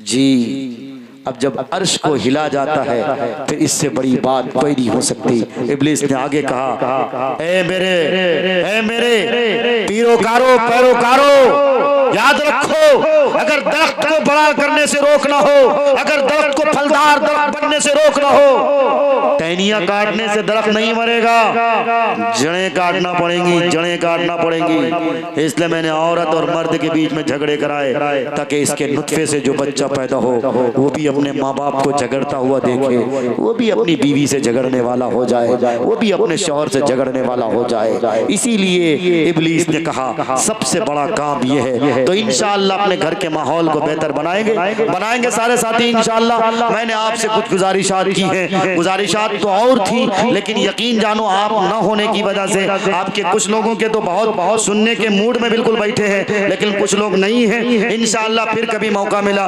मैंने भाई अफसार से और कई भाइयों से गुजारिश की थी कि खुदा के वास्ते हम छोटे लोग हैं, अभी बिल्कुल नौजवान हैं, हम लोग को 10 बजे 10:30 बजे का वक्त दीजिए। मुफ्ती जसीम साहब हमारे पुराने हैं, बड़े हैं, उनको आखिर में दीजिए। हम लोग तो बिल्कुल नौजवान हैं, हम लोगों को अगर पहले दिया जाता तो कुछ काम की और भी बहुत सारी बातें हो जाती हालात के तकाजे के मुताबिक। बहरहाल बुजुर्गों साथियों, मैंने जो कुरान की आयत पढ़ी है, या अय्युहल्लज़ीना आमनू कू अनफुसकुम व अहलीकुम नारा, हे ईमान वालों अपने आप को, अपने अहलो अयाल को जहन्नम की दहकती आग से बचाओगे सारे साथी इंशाअल्लाह। कितने मोड़ हैं, बहुत सारे मोड़ हैं। शादी के मौके पे गलत रसूमात से अपने घर को पाक साफ रखो। अगर तुम्हारे घर में लड़कियां गीत गाती हैं, अगर तुम्हारे घर में लड़कियां शादी के मौके पर हल्दी ड्रेस पहनती हैं, रोको, कहो ये तुम्हारा मजहब नहीं है, ये तुम्हारे मजहब की तालीमात नहीं है। तुम क्यों ऐसा काम करती हो जिस काम के करने की वजह से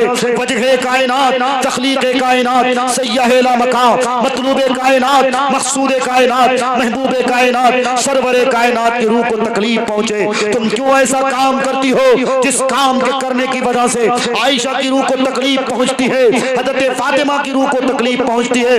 रोको अपनी बेटियों को, रोको अपने बहुओं को, रोको अपनी बेटियों को कि बेटी तुम शादी के मौके पे क्यों गरारा पहनती हो, क्यों नेट के ड्रेस पहनती हो? तुम तो नौजवान हो, तुम तो नौजवान लड़की हो, तुम्हारे जिस्म को देखना हराम है, हराम। अगर तुम्हारे जिस्म पर किसी गैर मर्द की नजर पड़ गई, हत्ता के हजरत फातिमा का वाकया मैं आपको सुनाता चलूं। हजरत फातिमा के दरवाजे पर जब कहत साली का दौर था, कहत साली के दौर में नबी पाक सल्लल्लाहु अलैहि वसल्लम हाजिर खिदमत हुए। जब आपको खबर हुई कि मेरी बेटी के घर 3 दिन हो गए चूल्हे नहीं जले थे, फाके पे फाके चल रहे थे, दरख्तों के पत्ते खा के दिन गुजारे जा रहे थे, मेरे नबी ने दरवाजे पे दस्तक दी। हजरत फातिमा ने फरमाया मन दख्खल बाब, दरवाजे पे कौन है? हजरत फातिमा का जब ये सवाल हुआ, मेरे नबी ने फरमाया फातिमा तुम्हारे अब्बू जान हूँ। हजरत फातिमा ने फरमाया अब्बू जान पहले आप अपनी चादर फेंक दो। मेरे नबी हर वक्त एक काली कमली उड़ा करते थे, इसीलिए कहा जाता है काली कमली वाले आका। मेरे नबी अगर चेहरा खोल देते थे सूरज शर्मा जाता था,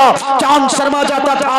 अगर उंगली उठा लेते तो सूरज 2 टुकड़ा होता था, चांद 2 टुकड़े होते थे, सितारे सैयारों की रोशनी छीन ली जाती थी। इसीलिए हज़रत आयशा फरमाती है रात की तारीकी थी, रात अंधेरी रात थी, रात की अंधेरी रात में मैं कपड़ा रुफू कर रही थी। रुफू करते करते इसी बीच नबी पाक सल्लल्लाहु अलैहि वसल्लम की तशरीफ आवरी होती है।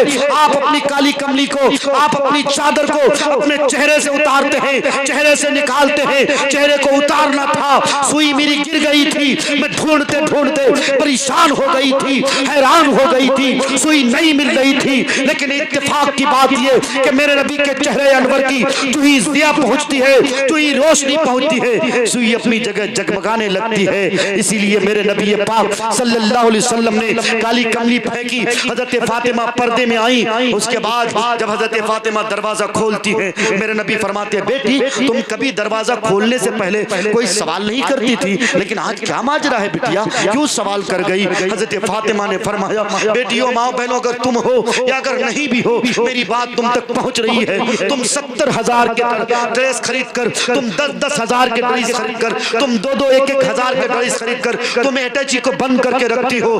तुम्हारा पेटी बंद है, बाप से अलग कपड़े लेते हो, भाई अपने बड़े भाई से अलग कपड़े लेती हो, बहनवी से अलग कपड़े लेती हो, तुम्हारा अगर कोई चाचा दुबई रहता है उससे अलग कपड़े लेती हो। लेकिन पढ़ो फातिमा की तारीख, पढ़ो हजरत फातिमा का वाकया। आप तो औरतों के जन्नतों के सरदार हैं। आप तो आपके बारे में मेरे नबी ने फरमाया फातिमा मेरे जिगर का टुकड़ा है। जो कोई फातिमा से मोहब्बत करेगा समझो कि वो मुझसे मोहब्बत करेगा, और जो कोई मेरे नबी से मोहब्बत करेगा समझो वो अल्लाह से मोहब्बत कर रहा है। उस फातिमा की हालत ये है, गुर्बत का आलम ये है कि फातिमा के पास पर्दा करने के लिए बाकायदा चादर नहीं थी, और पर्दा किससे कर रहे हैं? बाप से पर्दा कर रहे हैं। सोचने का मकाम तो ये है, बाप ने चादर फेंकी, वजह कायनात ने चादर फेंकी, आपने चादर ओढ़ी, उसके बाद पूरा दुखड़ा सुनाया। अब्बू जान 3 दिन गुजर गए कि चूल्हे नहीं जले थे, सिर्फ और सिर्फ हसन हुसैन को तसल्ली के लिए बस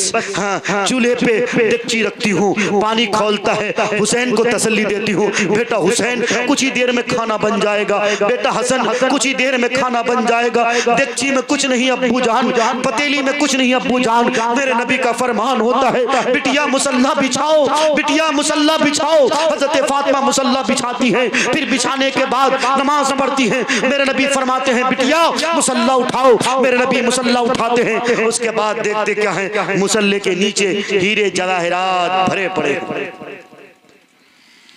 मेरे नबी ने फरमाया, बेटिया जितना जी चाहे उतना ले लो। बताओ उस मौके पर हजरत फातिमा का क्या जवाब था? आज की औरतें होती ये तो जेवरात की बड़ी लालची होती हैं, दूसरों से मांग कर दूसरे की शादी में जाती है, दूसरों से नथुनियां मांग कर दूसरों के मैयत में जाती है। लेकिन कुर्बान जाओ, हजरत फातिमा पर नमाज पढ़ती है, मुसल्ले के नीचे हीरे जवाहरात हैं। लेकिन हजरत फातिमा ने उस वक्त भी अब्बू जान से यही सवाल किया कि अब्बू जान अगर मैं इन हीरे जवाहरात का इस्तेमाल करती हूँ, इसका भी मुझे अल्लाह के यहाँ जवाब देना पड़ेगा। मेरे नबी ने फरमाया, बिटिया फमन यामल मिस्काल ज़र्रतिन खैरन यरा वमन यामल मिस्काल ज़र्रतिन खैरन यरा। राय के दाने के बराबर कुछ भी करोगी उसका भी हिसाब देना पड़ेगा।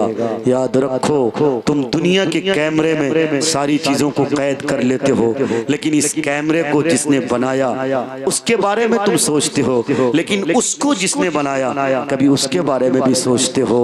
किरामन कातिबीन बैठे हैं हमारे दोनों कंधों में, हमारे अमाल को नोट कर रहे हैं। आप तो ये सोचते हो कि कैमरा नोट कर रहा है, कैमरा कैद कर रहा है, इस कैमरे से तो बातें डिलीट भी हो सकती हैं, लेकिन अल्लाह की मेमोरी में जो बातें होती हैं न कभी वो डिलीट हुई हैं, न कभी डिलीट हो सकती हैं, न कभी वो मेमोरी फुल हो सकती है, क्योंकि अल्लाह ने सारी मेमोरी बनाई है। अल्लाह ने इंसान को सेंस दिया, अकल दी, इंसान ने हार्ड डिस्क बनाए, इंसान ने डेस्कटॉप बनाया, लैपटॉप बनाए, मोबाइल बनाए, दुनिया में तरह तरह की चीजें ईजाद करी। मालिक हकीकी के इस निज़ाम को खुदा के वास्ते आज के बाद से पक्की सच्ची तौबा करो, और तौबा करो कि इंशाअल्लाह हम अपनी माओ बहनों की जिंदगियां भी बेहतर से बेहतर कराने के लिए फिक्रमंद होंगे, अपनी सोसाइटी को भी बेहतर बनाएंगे।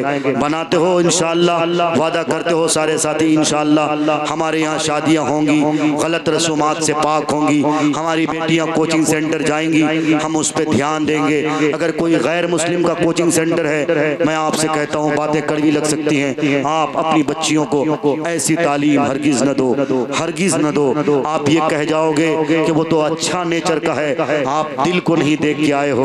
अल्लाह जानता है, वलक़द खलक़नल इंसान व नअलमु मा तुवस्विसु बिही नफ्सु व नहनु अक़रबु इलैहि मिन हब्लिल वरीद। दिलों में क्या क्या वसवसे हैं, कौन किसके बारे में क्या सोचता है, ये तो सिर्फ ऊपर वाला जानता है, ये तो सिर्फ वही जानता है जिसने दुनिया के निज़ाम को मुनज़्ज़म किया। इसलिए खुदा के वास्ते आज के बाद से अपनी बच्चियों को बनाओ मास्टरनी, बनाओ MBBS डॉक्टरनी, बनाओ पायलट, बनाओ इंजीनियर, लेकिन खुदा के वास्ते सबसे पहले अल्लाह की वहदानियत की तालीम दो, नबी की रिसालत की तालीम दो, इस बात की तालीम दो कि फातिमा ने ऐसी जिंदगी गुजारी, आयशा की जिंदगी ऐसी थी, इस्लाम का तरीका ये है, इस्लाम की तालीमात ये हैं। अगर आपने और हमने ऐसा किया तो इंशाअल्लाह हिंदुस्तान का आंकड़ा ये है कि सिर्फ एक साल में 8 लाख गैर मुस्लिम, 8 लाख मुस्लिम लड़कियों ने हिंदू धर्म अपनाया है। घर वापसी कहते हैं, क्या कहते हैं? घर वापसी। ये हमारे और आपकी बेवकूफ़ी की वजह से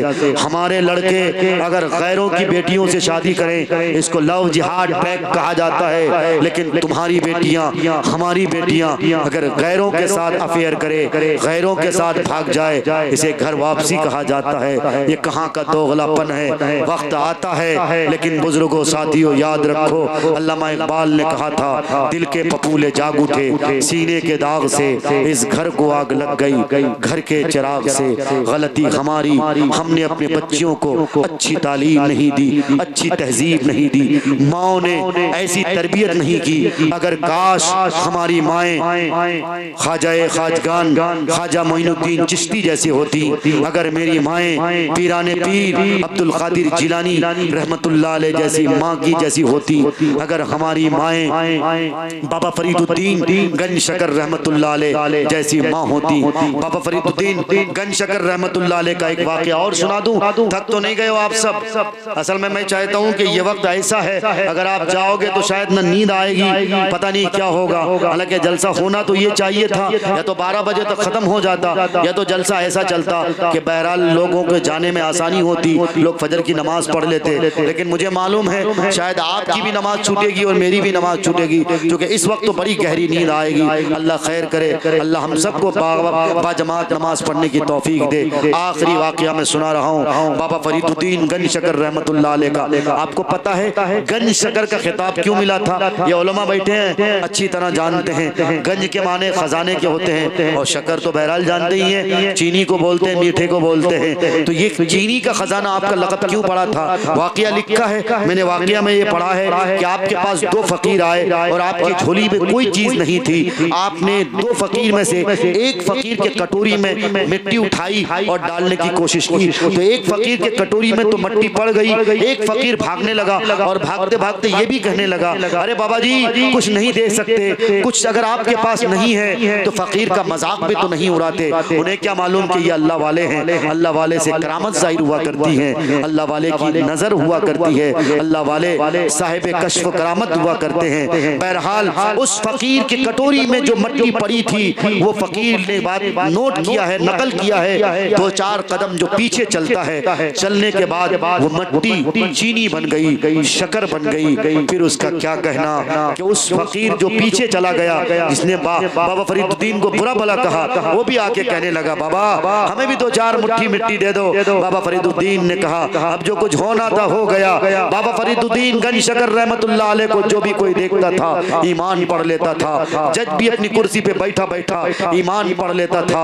इत्तेफाक का वाकया कि एक बार आप अपने घर बहुत ताखीर से पहुंचते थे। माएँ तो माएँ होती हैं, अगर आप बूढ़े भी हो जाओ, शादीशुदा भी हो जाओ, सबसे ज्यादा फिक्र अगर घर में किसी को होती है अपने बच्चे के लिए तो एक माँ को होती है। माँ का दिल कोड़ता है, माँ के दिल में तड़प होती है, माँ तो माँ होती है। बाबा फरीदुद्दीन हस्बे मामूल घर पहुंचे थे, लेकिन ताखीर हो गई। उनकी अम्मा ने पूछा, बेटा आज ताखीर क्यों हो गई, आज ताखीर क्यों हो गई? बाबा फरीदुद्दीन मारे जोश कहने लगे, अम्मी जान बाहर मेरे बारे में चर्चे हैं। क्या चर्चे हैं बेटा?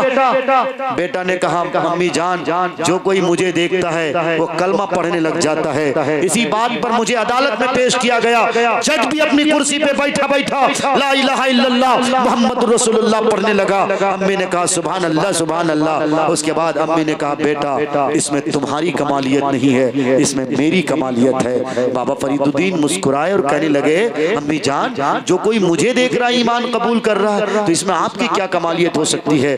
बाबा फरीदुद्दीन की वालिदा ने कहा, काश हमारी वालिदा भी ऐसी वालिदा हो जाएं, हमारी समाज की माएँ भी ऐसी माएँ हो जाएं। आपसे गुजारिश करता हूँ अपनी बहनों को, अपनी बेटियों को, अपनी माओ को ये नसीहत करें। बाबा फरीदुद्दीन की माँ ने कहा, बेटा सुकून से बैठो, इत्मीनान से बैठो। बेटा सुकून से बैठ गया। बाबा फरीदुद्दीन गंज शकर रहमतुल्लाह अलैह की अम्मा ने कहा, बेटा जब तुम मेरे पेट में थे, तुम मेरे पेट में थे, 9 महीने मेरे पेट में रहे, मैंने आज तक किसी की तरफ गलत नहीं देखा, न मैंने देखा, न मैंने अपने आप को किसी की तरफ देखने को दिया। मैंने नजर की हिफाजत की, मैंने दिल की हिफाजत की। बेटा हर वक्त मेरे दिल में ये फिक्र रहती थी, अगर कोई काम करूंगी तो मेरे पेट में जो बच्चा पल रहा है इस पे इसका असर पड़ जाएगा। इस खातिर मैं कोई गुनाह नहीं करती थी, मैं किसी की तरफ देखती नहीं थी, मैं किसी की गीबत नहीं करती थी। और बेटा दूसरी बात सुन लो, दूसरी बात ये है कि तुम्हारी ये माँ जब तुम दुनिया में मौलूद हो गए, जब तुम्हारी विलादत हो गई, दुनिया में तुम तशरीफ ले आए, तुम्हारी ये माँ, तुम रोते थे, बिलखते थे, सिसकते थे, लेकिन तुम्हारी माँ पहले वजू करती थी, वजू करने के बाद 2 रकात शुक्राने के पढ़ती थी, तब तुझे तुम्हारी ये माँ दूध पिलाती थी। हे मेरा प्यारा बेटा, मेरा लखते जिगर, मेरी तीसरी इस बूढ़ी माँ की सुन लो, आज भी तुम्हारी ये ये बूढ़ी माँ रात को पहले नहीं सोती है, तहज्जुद पढ़ती है, अल्लाह के हुजूर गिड़गिड़ाती है, अल्लाह के दुआएं मांगती है, अल्लाह मेरे बेटे को कुछ कहना ना पड़े, जो कोई मेरा बेटा को देखे वो ईमान कबूल कर ले। बेटा माँ के कदमों में गिर गया और बाबा फरीदुद्दीन ने दुनिया वालों को ये नसीहत की, दुनिया के माओं को ये तालीम दी और बाबा फरीदुद्दीन ने कहा, लोगों याद रखो, अगर घर की माएँ बेहतर हो उस घर का बच्चा बेहतर होता है। क्योंकि मेरे नबी का फरमान भी है, सबसे पहला बच्चों का जो मदरसा होता है, बच्चों का सबसे पहला मकतब, सबसे पहला इंस्टीट्यूट, सबसे पहला कोचिंग सेंटर, सबसे पहला स्कूल अगर बच्चों का होता है, माँ की गोद होता है। माएँ जैसी होती हैं उसकी गोद का बच्चा वैसा होता है। इसलिए अगर माएँ अच्छी हो जाएं तो इंशाअल्लाह उसकी गोद का बच्चा अच्छा हो जाएगा। इंशाअल्लाह इन बातों पे आप अमल करेंगे इंशाअल्लाह। सारे साथी हाथ उठा के इंशाअल्लाह। मस्जिद बन रही है, मस्जिद की तामीर के लिए, अच्छा मस्जिद की तामीर के लिए नहीं आ रहे, मस्जिद की तामीर के लिए सारे लोगों ने माशाअल्लाह ताउन किया है, सारे लोगों ने दिया है। भाई आप अल्लाह के अकाउंट में जमा की हो, किसके अकाउंट में जमा की हो? अल्लाह के अकाउंट में जमा की हो। घबराना नहीं है, जो कुछ दी हो आप और दो। मैं तो कहता हूँ अल्लाह के अकाउंट में 1 नहीं 2 नहीं 10 जमा करो, 20 जमा करो, जहाँ तक इस्तेताअत हो, जहाँ तक हैसियत हो वहाँ तक जमा करो। नौजवानों मैं आपसे कहते कहते एक वाकया मेरा छूट गया था, वो वाकया मैं पूरा कर लेता हूँ। आप भी सोचेंगे एक वाकया सुनाकर कहीं ऐसा ना हो कि फजर की नमाज करा दे, लेकिन मुझे ये मालूम भी हो रहा है कि मुफ्ती साहब तशरीफ नहीं लाए हैं, वरना इतनी लंबी गुफ्तगू करने का तो मैं भी आदी नहीं। खास करके 2-4 लोगों के बीच ऐसा लगता है कि कोई मिलाद का प्रोग्राम है। चैनपुर में जब मैं आया था ताजियती प्रोग्राम में, उस वक्त तो बहुत ज्यादा लोगों की तादाद थी अल्हम्दुलिल्लाह, लेकिन पता नहीं आज लोग कहाँ चले गए। हम लोग असल में सियासत के शिकार हो गए हैं। माफ कीजिएगा बातें कड़वी हैं, लेकिन बात बहुत अच्छी है। खुदा के वास्ते मैं आपसे एक बात हाथ जोड़ के कहता हूँ, याद रखो आप सियासत के शिकार न हो जाओ। आप कोई पार्टी से क्यों इतना ताल्लुक रखते हो भाई? आप भक्तगिरी क्यों करते हो?